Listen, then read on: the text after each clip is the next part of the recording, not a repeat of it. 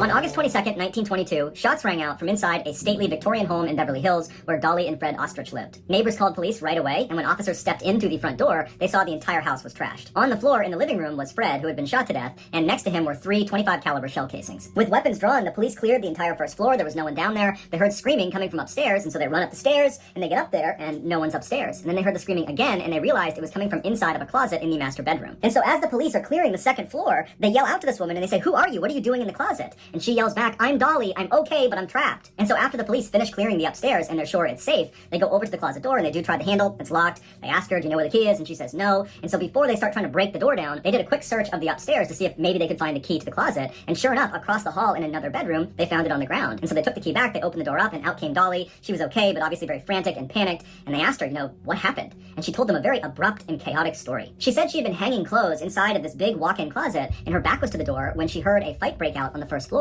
And before she could even turn around to go investigate, she said the closet door was swinging shut, and then she heard it lock from the outside, and she didn't get to see who it was that shut the door. The whole thing was a bit of a head-scratcher for police, because they're thinking, okay, well, was it one person that attacked Fred downstairs and then ran upstairs and shut and locked the door immediately afterwards before Dolly could come out and see? Or was there 2 people, one person downstairs attacking and one person upstairs shutting and locking the door? Or was it more than 2 people? And despite the house being totally ransacked and there being lots of valuable stuff in their house, Dolly said the only thing she could tell was missing was the diamond-encrusted wristwatch that Fred always wore. It was not on his wrist when they discovered his body. And why, detectives wondered, were these burglars or this burglar carrying a .25 caliber weapon? Something that small was more likely to be found in a woman's purse than in a home invasion. When police spoke to neighbors, they were quick to say Fred and Dolly fought all the time, and earlier that night they had gotten into a really bad one. But as much as police wanted to point the finger at Dolly, it was just impossible for her to have committed this crime, because how could she have murdered Fred and then ran upstairs and locked herself in the closet from the outside and then also somehow deposited that key across the hall in another room? It just didn't make any sense. But since the police had little else to go on, they dug into the new widow's past. Dolly was born in Germany in 1880, and following a move to Milwaukee, Wisconsin just before the turn of the century, she married Fred, who was 3 years older than her. Fred was driven and successful, but he was also a raging alcoholic and prone to violence. And so as Fred built up his textile empire, opening up factory after factory all across the Midwest, their marriage grew strained. He was mean, and she was lonely. When they moved from Milwaukee to Southern California in 1918, their new neighbors immediately were aware of the fact that Dolly and Fred fought loudly and often, and they frequently bickered in public. Police looked high and low to see if Dolly had maybe taken a lover, but no one had ever seen her with anyone but Fred. And so while they might be miserable, they seemed to be faithful. And so try as they might, the police could find no clues that suggested anything darker or more dangerous than a petty and meaningless marriage. The case hung open, and suspicion continued to trail Dolly, even though it was physically impossible for her to have committed the crime. Now free from her unhappy marriage, Dolly moved into a new home in Los Angeles, and she took up with her estate lawyer, Herman Shapiro, who was handling her husband's $1 million estate. But just like her late husband, her new boyfriend, Shapiro, worked long hours, and he was not around much, so she was lonely all over again. So she went out and got another boyfriend, a guy by the name of Roy Klum, and she began seeing the men at the same time. A year after Fred's death, Captain Herman Klein